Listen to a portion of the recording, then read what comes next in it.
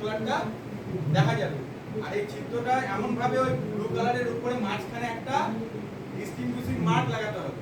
সেই ডিস্টিংগুইশিং মার্কটা যেন এই চিত্র দিয়ে দেখা যায়। সেইভাবে ধরুন আপনারা এতটা বড় চওড়া, ঠিক মাঝখানে ডিস্টিংগুইশিং মার্কটা লাগাবেন। লাগিয়ে দিয়ে ওই ডিস্টিংগুইশিং মার্কটা একদম চিত্রের সামনে রাখবেন। লাগানোর পর শক্ত ট্যাগ দেবেন। এইরকম চওড়া একটা ছোট মতো ট্যাগ কাগজে শক্ত, সেই ট্যাগটাকে আবার এই চিত্রের মধ্য দিয়ে পেপার শিটের উপরে লাগাতে হবে। লাগিয়ে দিয়ে ওই ট্যাগটাকে এই লোহার সঙ্গে আবার গালা দিয়ে, সামান্য একটু গালা দিয়ে সিল করে দিতে হবে, যাতে সহজে নড়ে যায়। ঠিক আছে?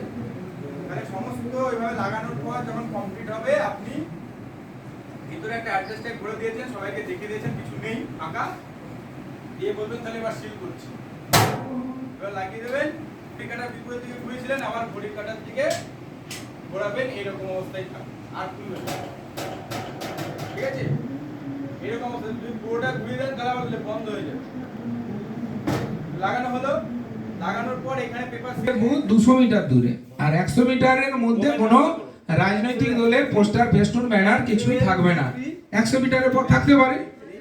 এইটা আমরা অনেক সময় কনফিউজ হয়ে যাই যে 100 মিটার 200 মিটার নিয়ে একটু গুলিয়ে ফেলি কখনো কখনো। সেক্ষেত্রে পরিষ্কার 200 মিটারের বাইরে বুথ থাকে, আর 100 মিটারের বাইরে সেক্ষেত্রে আপনার ফেস্টুন, ব্যানার, দেওয়াল লিখন কোনো কিছুই থাকবে না। ভোটারকে ভোট দিতে দেওয়া যাবে না নিম্নলিখিত ক্ষেত্রে: যদি কোনো ভোটার ভোটদানের নির্দিষ্ট প্রক্রিয়া মেনে ভোট দিতে না চান, তবে West Bengal panchayat electoral roll. এবারে আমি দেখলাম যে মোটামুটি 8 জন ভোট দিয়ে দিয়েছি। আমার তো একটা কাউন্ট আছে, টেবিলে আছে, সিপিএম আছে, আর আমার মেমোরিতেও মোটামুটি আছে। আমি কিন্তু এবারে এগিয়ে যাব, আবার 10টা ভোট, আবার 10টা ভোট। তাহলে ওই যে জিনিসটা যেটা আপনি বললেন এখন, ওই জিনিসটা কিন্তু ঘটালেও ঘটবে না, আর ঘটলেও সেটা ইনভ্যালিড হবে। কাউন্টিং এর সময় ইনভ্যালিড হয়ে যাবে। রিপোর্ট হওয়া খুব সহজ, রিপোর্ট হয়ে গেলে